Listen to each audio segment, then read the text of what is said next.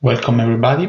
This is Alessandro.lieto. I am the presenter of the paper Dynamic Pricing for Tenants in an Automated Slicing Marketplace, which I have co-authored together with Ilaria, Malanchini, Silvio, Mandelli, and Antonio Capone. And the topic of this presentation is on network slicing, and especially how to enable dynamic resource allocation and dynamic pricing mechanisms for network slicing, especially in radio access networks. And we start from the framework that we have defined, which is described in the scheme on the right. So we envision different timelines, and at these different timelines, the slice tenants may take different divisions from the higher layers, where they define the high-level descriptors of their slices, and these typically are long-term decisions, long-term policies lasting weeks, days, and hours.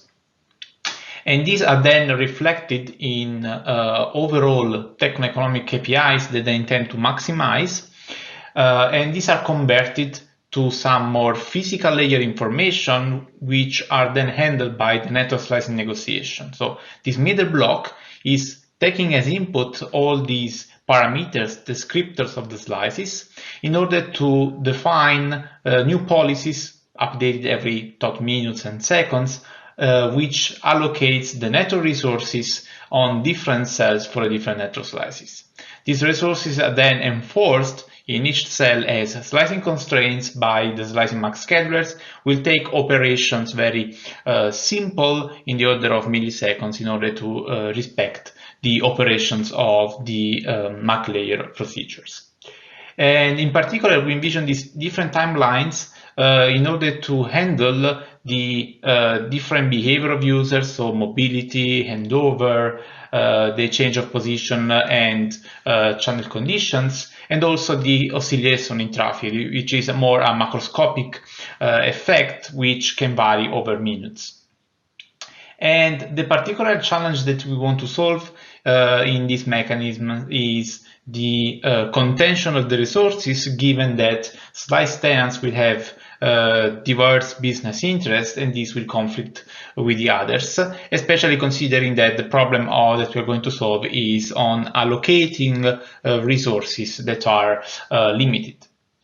And the solution we propose is an automated mechanism that is based on their game theory, where the network tenants, slice tenants, can negotiate the resources as in a marketplace. For the description of this marketplace that we call as slicing market game, we structure, as I said, through game theory, considering there is a set of players of the game, the set of tenants or slices that will be interchangeable, which operates a set of actions in terms of amount of resources they want to buy in this market in order to optimize a payoff function. This payoff function is based on two main components structured according to the scheme I draw here at the bottom, where I highlight also the different colors to refer to the different actors contributing to these components. So we have in blue the player's choice. So each player will decide the amount of resources he wants to purchase in the market, and this will directly impact the revenues. The revenues is a private function that is defined by the tenants and defines, for example, his private business model. So how much he expects to get in return from the resources he's buying in the network. Then the decision of the single player, together with the vision of all the other players in the market, will define the cost, which will be defined by market regulator or whoever is running this market, so an infrastructure provider, for example. And the difference between revenues and costs will define the payoff, which will be merely a profit function. So how much is profiting the tenants from the purchasing of these resources in the market. I will also highlight here that specifically for the game, it has this property of aggregation, so it refers to this class of aggregative games in the sense that the decisions of all the other players in the game can be aggregated in a unique value, which is the overall load that the other players are determining in the network. Now I will describe very quickly the main function, so how the utility function is composed. So we have this revenue function, so that is the control variable of the tenant, defined as the summation over all the users k s of an economic value, that is the economic value that is assigned by the tenant to its users, weighted by a function in between 0 and 1 that we call acceptance probability function, which basically describes the level of satisfaction of the users. And this is modeled through a set of parameters. The main parameter that I want to highlight here is this per user economic value that is scaling the revenue accordingly. So higher is the economic value, higher is the revenue for a tenant. And this new parameter that defines the service elasticity, so how the user is elastic to service degradation or not. And here you can see that increasing mu, this acceptance function becomes more steepy, meaning that the user is less prone to any degradation of the service. So he wants to achieve the target throughput that is intended. While for the cost function, we consider this function be composed by two main components. So we have the amount of resources that each tenant is going to purchase, which is weighted by the unitary cost of a resource that depends on the overall load of the network L, where L is basically the summation of all the resources purchased in the market. And the idea of this cost function is simply that for lower load, we have lower cost. Whenever the load is increasing and achieving almost the congestion of the network, the cost can get very high. And also this function can be parameterized by the market regulator accordingly. The main contribution of this work relates, apart from the characterization of the game, also on some of the features that can be included for the slice tenants to further improve or optimize their slices. In particular, we consider radiation control in order to optimize the utilization of the resources, so to reject users in order to provide better performance for the accepted users. We also investigate how the tenants can further customize their slice descriptors, so these long-term parameters that define their long-term strategy, so how they will play in their strategies in the marketplace.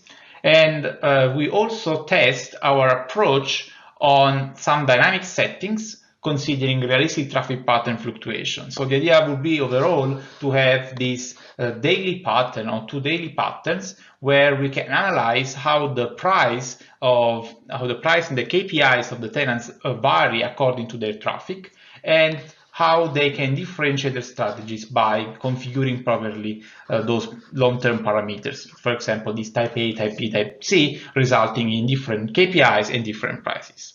And now they can maybe also adapt them according to the time evolution of their traffic. So specifically for the rack policy, we implement this simplified, let's say, optimal rack policy, which defines for each amount of resources that the tenants intend to buy, the optimal number of users that can be accepted in the system in order to maximize his revenue. So this will affect slightly the shape of the utility function. However, we prove that also with this implementation of this definition of the revenue, including the rack policy, the game admits an equilibrium, and also it can converge to a Nash equilibrium in finite time. And this is basically due to the main properties of the utility function and of the game. I mean, more details can be also found in the paper.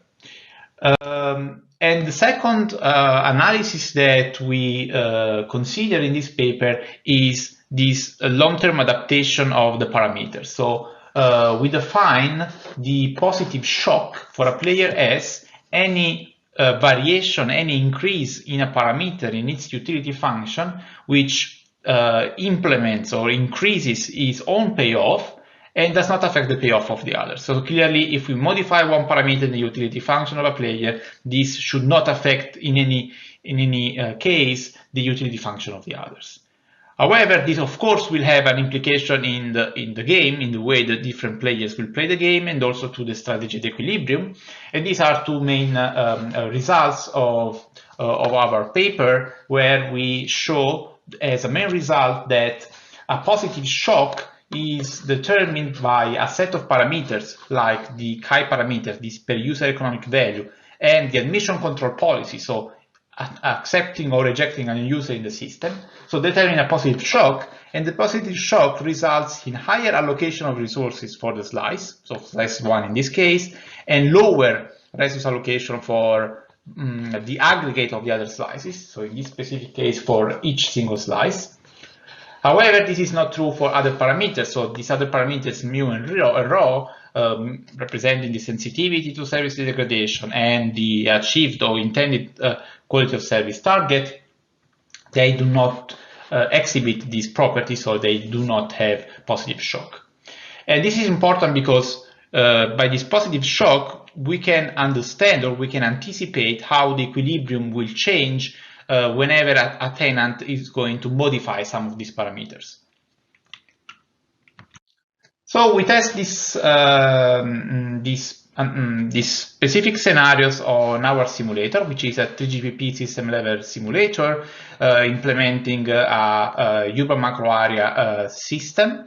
We consider the implementation on the right with 3 sector cells and random user deployment on these cells. However, during simulation time, the user will move, so they will change their cell association by proper mobility management through the handover mechanisms. We consider 3 network slices, so this critical IoT slice, which has very high sensitivity to service degradation, very high mu value, lower throughput, and a middle economic value, while we differentiate between 2 different EMBB slices, so a premium and a basic, which have different sensitivity, different requirements, and also a different economic value, just to describe 2 different approaches. So the premium and a basic subscription somehow. And for the network slices, we represent their traffic patterns by real measurements that we got from an LTE network in an urban area. And we arbitrarily set this behavior by defining these patterns, or by dividing the patterns between the 2 different EMBB slices. While for the critical IoT, we assume more a deterministic pattern, so a daily pattern with high load and during night only background traffic. These data collect over 2 days, and each sample point, so each point of this curve, represents an aggregated data over 15 minutes, and we simulate each point of this curve represent a simulation instance, and during the simulation time we repeat or we update the marketplace execution for a total of 6 times in order to account for the different distribution of the traffic in the different cells. Since user will move among the cells, we update every 2-3 minutes during negotiation in order to update the resource allocation in each cell. So we do not only want to observe the variation due to the variation of the traffic, but also include these smaller time components like mobility. And we include the RAC policy in our evaluation and also the positive shock. Specifically for the RAC policy, we consider that for the more critical slices, so the critical IoT and the MBB premium, we can see that part of the traffic, especially during peak times, is rejected. So the served traffic is slightly lower than the offered traffic. But this is due to the fact that in this way the slice can provide better performance to the remaining users. While the non-critical slice, so this basic subsection of the MBB, is less prone to rejection because the users can accept also lower quality of their services. If we look at the KPIs that a tenant might monitor over time, that is the price or the cost and the performance of the users, we can see here that while the critical IoT has variation of the price but no significant oscillation in their performance evaluation, so the users will achieve similar performance. The MBB slice, specifically the MBB premium slice, can significantly reduce the cost. So he's paying lower prices and provide better performance for the user. So the rack policies can really improve a lot the performance and the KPIs for the slice. And also the MBB basic slice can further improve its performance, the yellow line, without really exhibiting any increase or decrease in the cost. So this is due to the behavior of this slice in the marketplace, basically trying to leveraging the resources that are freed by the other slices in order to keep the cost the same and improve performance. The positive shock is implemented by considering variation of the per user economic value in the MBB premium slice. And what we notice here is that basically the theoretical findings that we described before. So we look at the delta resources, so how many resources are purchased in the new configuration, and we see that the MBB premium slice increased, and in some periods also a lot, is resource consumption, so it's buying more resources in the network, while the other two together are decreasing their purchase. And also, this is reflected in terms of acceptance traffic. So the MBB premium slice can serve more traffic, while the other two have to reject more users.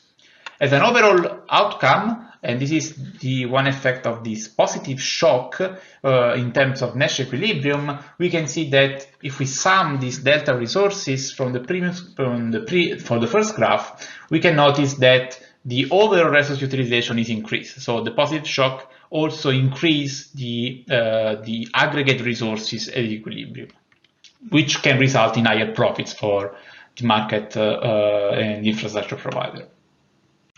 And this drives to the conclusion of this presentation. So we have presented this automated marketplace, which is a mean to automatically adapt and rescale the resources for variation in the traffic for each network slice, or for any variation in the price due to higher costs and so on.